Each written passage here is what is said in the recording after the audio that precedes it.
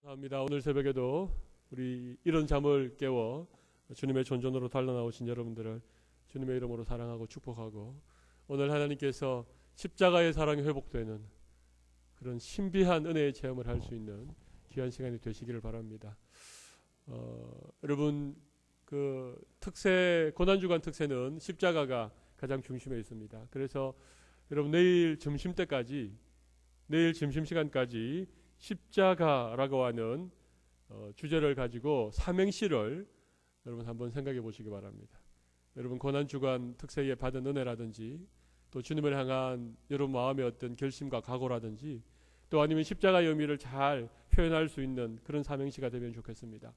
그래서 십자가라고 하는 그것으로 삼행시를 지어서 우리 정성호 목사님 핸드폰으로 문자를 날려주시든지, 아니면 문자가 어려운 분들은 직접 전화해서 불러주시든지, 또 교회로 전화를 주시든지, 아니면 직접 이렇게 적어서 나가실 때 제출해 주시면 아마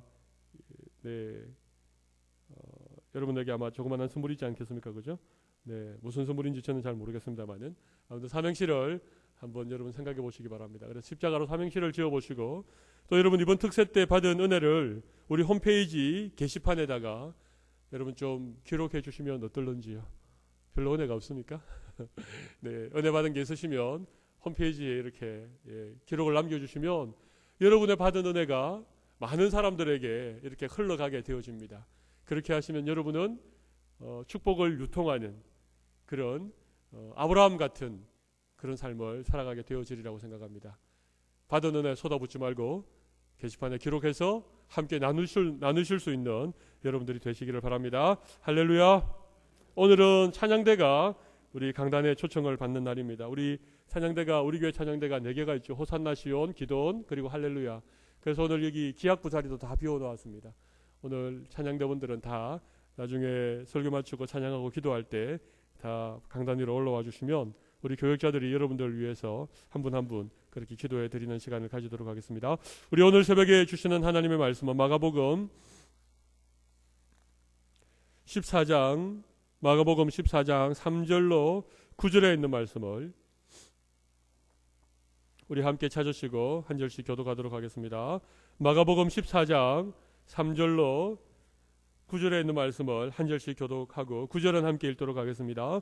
예수께서 베다니 나병 환자 시몬의 집에서 식사하실 때에 한 여자가 매우 값진 향유 곧 순전한 나드 한 옥합을 가지고 와서 그 옥합을 깨뜨려 예수의 머리에 부으니, 어찌하여 이 향유를 허비하는가? 이 향유를 300데나리온 이상에 팔아 가난한 자들에게 줄 수 있었겠도다 하며 그 여자를 책망하는지라.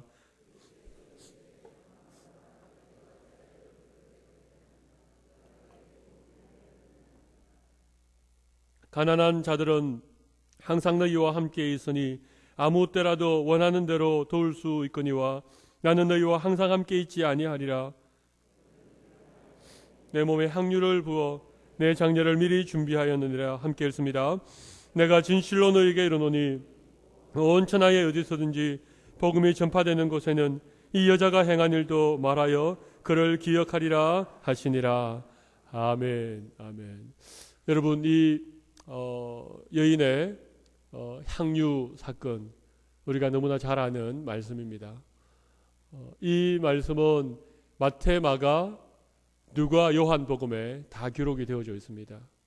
마태복음은 26장에 기록이 되어 있고, 또 오늘 마가복음 14장, 그리고 요한복음에는 12장에 기록이 되어 있습니다. 근데 이 마태, 마가, 요한복음은 예수님의 마지막 한 주간, 예수님이 십자가를 지기 위해 예루살렘 성에 올라오셨던 그 마지막 한 주간에 오늘 정도 이렇게 유월절을 이틀 앞둔 이런 시간대에 일어났던 일로 기록을 하고 있습니다. 근데 누가는 조금 다르게 기록을 하고 있습니다. 누가는 그보다 훨씬 이전에 일어난 사건으로 그렇게 기록을 하고 있습니다만은, 아무튼 복음서마다 이 여인의 옥합을 깨뜨려 주님께 향유를 부어드린 이 사건은 다 기록이 되어졌습니다. 마치 오늘 예수님께서 9절에 이 여인의 행한 일이 복음이 전해지는 곳곳마다 다 전해져야 되겠다라고 하는 그 말씀을 성취하듯이 모든 복음서의 저자는 이 사건을 기록을 하고 있습니다. 뿐만 아니라 우리가 특별히 고난주간을 보내면서 주님의 한 주간의 삶을 묵상하는 가운데 늘 이 사건을 빠뜨리지 않고 함께 묵상하고 이 여인의 행한 일에 대하여 우리가 귀한 은혜를 받고 도전을 받는 그런 사건으로 우리가 기억하고 있는 것입니다. 여러분, 오늘 이 여인이 정말 값비싼 향유 한 나드를, 그 나드 한 옥합을 주님 앞에 다 깨뜨려서 부어드린 이 사건을 우리가 앞에 놓고, 여러분 특별히 오늘 그 예수님과 함께 식사하던 사람들, 또 다른 복음서에는 그 사람이 가룟 유다라고 그렇게 직접적으로 이름을 거명하고 있지만, 그 자리에 함께 있었던 많은 사람들이 대부분의 마음속에 가졌던 그 생각, 그게 무엇이었습니까? 왜 그렇게 값비싼 것을 허비하는가였습니다. 왜 그것을 깨뜨려서 다 쏟아붓는가 하는 것이었습니다. 굉장히 이성적인 생각이지 않습니까? 오히려 그것을 좀 300데나리온 이상에 팔아서 가난한 사람들에게 구제했다면, 그것이 예수님의 가르침이나 그것이 지금까지 예수님이 살아왔던 삶이나 모든 면에서 훨씬 더 좋은 일이라고 생각을 하는데, 어떻게 그렇게 허비하고 어떻게 그렇게 과도하게 그 옥합을 다 깨뜨려서 그 향유를 주님 발 앞에 다 부어버릴 수 있는가? 여러분 어떻게 생각하십니까? 여러분 또 이 많은 사람들의 생각처럼 여러분 좀 과도하게 희생했다, 그런 생각을 가지십니까? 여러분들은 그렇지 않으리라고 생각을 합니다. 왜냐하면 이 말씀을 우리가 잘 알고 있기 때문에, 그리고 성경의 기록이기 때문에, 그리고 이 여인의 이 기록들이 오늘날 또 기록되어져서 우리에게 읽혀지고 있기 때문에 이 여인이 잘했다라고 생각을 하면서 이 본문을 읽었을 것입니다. 그러나 그 당시의 상황만을 우리가 생각해 본다면 분명 아마 향유를 깨뜨려 예수님 발에 부었던 이 여인과 또 예수님 정도를 제외하면 아마 그 자리에 있었던 거의 대부분의 사람들의 마음속에 좀 심하다, 아니 그렇게까지 할 필요가 있냐, 너무 좀 과도한 일이 아닌가, 그렇게 생각을 할 수 있다는 것입니다. 아닙니까? 그렇지요 여러분, 그렇습니다. 이건 좀 심한 것입니다. 이렇게 할 필요가 없습니다. 그것도 가장 값비싼 향유, 순전한 나드라고 하는 것은 이 향나무에서 추출하는 아주 값비싼 향유인데, 한 옥합인데 옥합이 얼마나 큰지는 모르겠습니다만 그걸 팔면 300데나리온, 여러분 300데나리온은 노동자가 1년 내내 일을 해서 한 푼도 쓰지 않고 모아야 300데나리온입니다. 요즘으로 말하면 수천만 원을 헛가하는, 여러분 그런 걸 다 깨트렸으니까 말이 안 되는 것이지요. 원래 여러분 이 향수라고 하는 것은요, 조금씩 여러분 향수 혹시 사용하십니까? 사용을 안 하시는 분이 계실지 모르겠는데, 여러분 향수는 그냥 이렇게 손에 부어서 바르는 것이 아닙니다. 그죠? 옷 끝에 살짝 그렇게 뿌리는 거 아닙니까? 진짜 좋은 향수는 이렇게 뿌리는 게 아닙니다. 진짜 좋은 향수는 그 병 뚜껑에 향수를 살짝 찍어서 이렇게 귀 뒤에 살짝 대기만 해도 그게 은은한 향이 하루 종일 가게 됩니다. 그런데 이 여인은 그것을 다 쏟아부었다는 것입니다. 아마 그 온 집안에, 예수님의 온 몸에 이 향유 냄새로 가득했을 것입니다. 여러분, 저는 이 말씀을 읽으면서 한 가지 오버랩 되는 사건이 있습니다. 그것은 뭔가 하면 우리 예수님의 십자가입니다.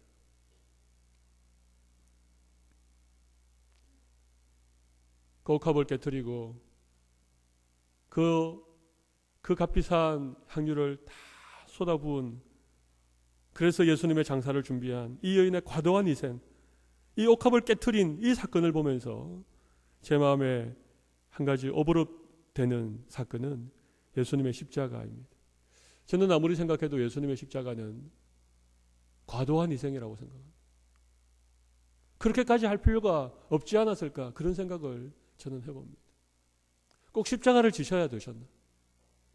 아니 그렇게까지 예수님께서 채찍에 맞으시고 피를 흘리시고, 아니 그렇게까지 손과 발에 못을 박히시면서 물과 피를 다 쏟아부어야 될 필요가 있을까 하는 생각을 해보게 됩니다. 하나님께서 우리를 구원하기 위한 방법이 정말 그 십자가밖에 없었을까?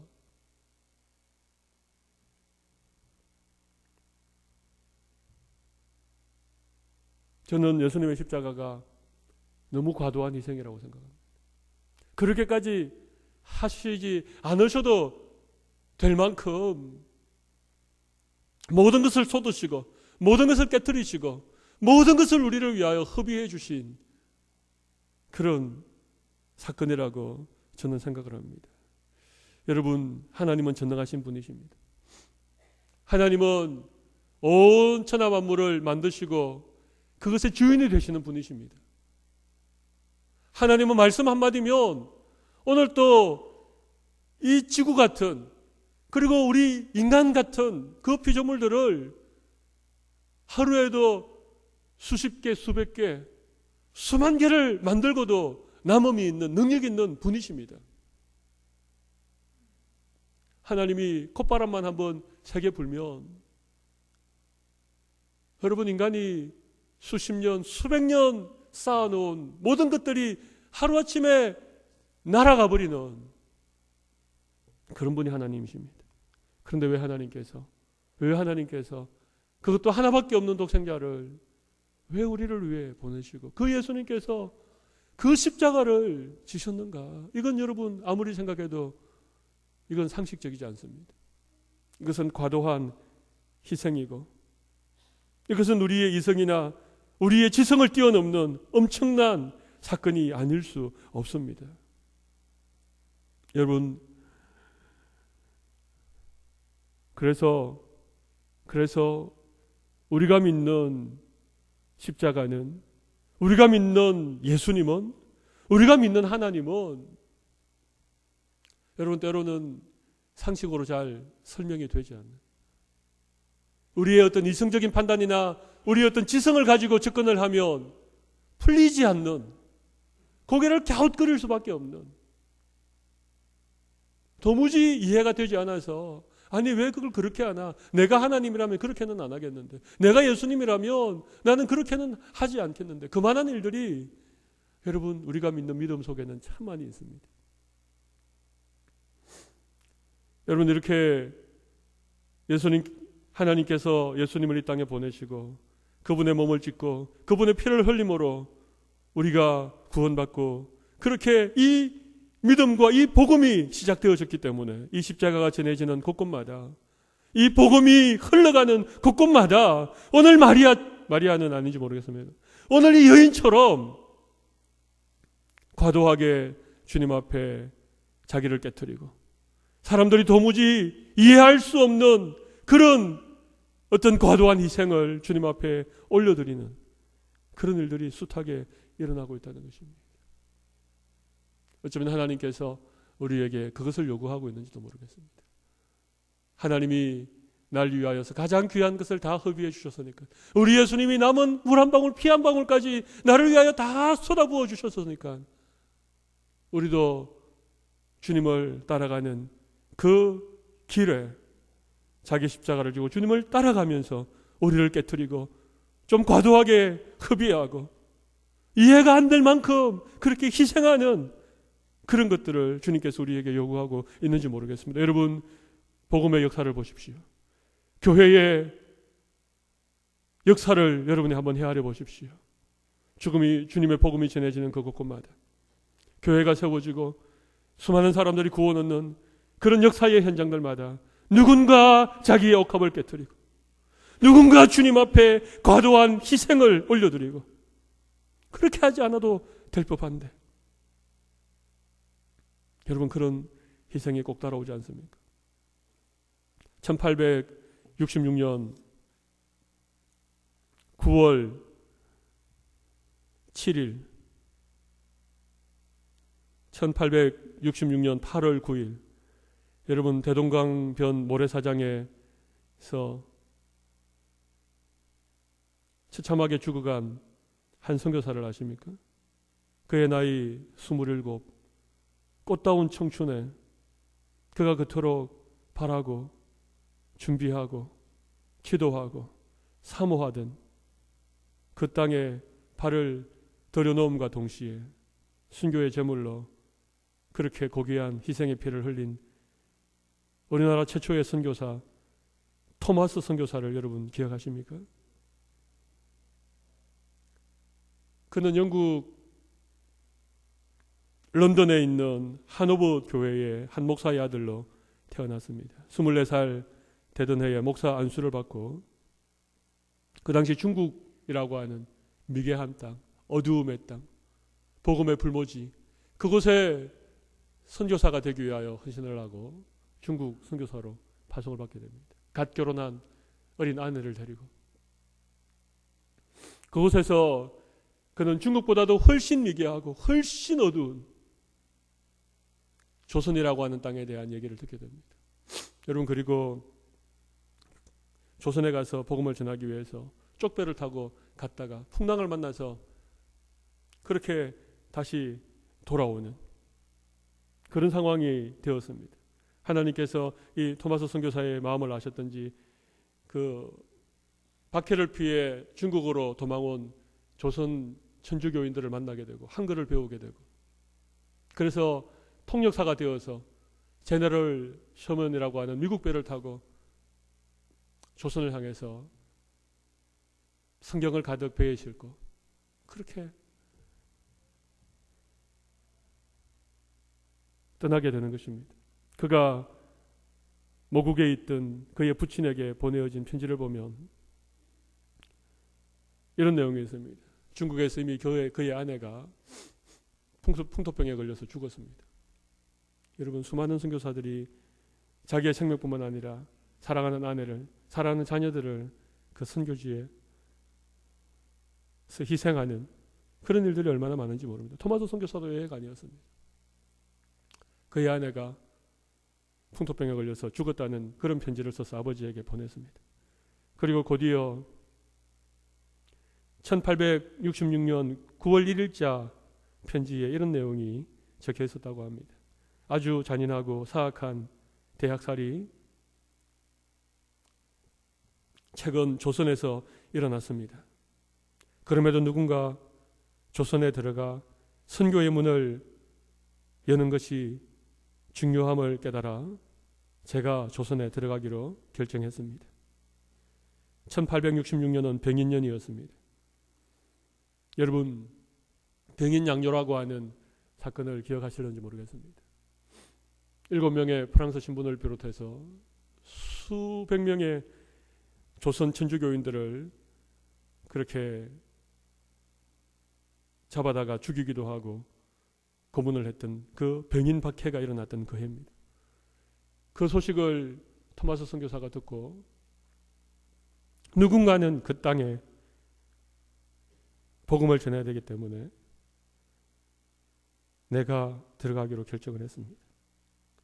여러분, 토마스 선교사가 고귀한 피를 이 땅에 흘렸습니다. 여러분, 좀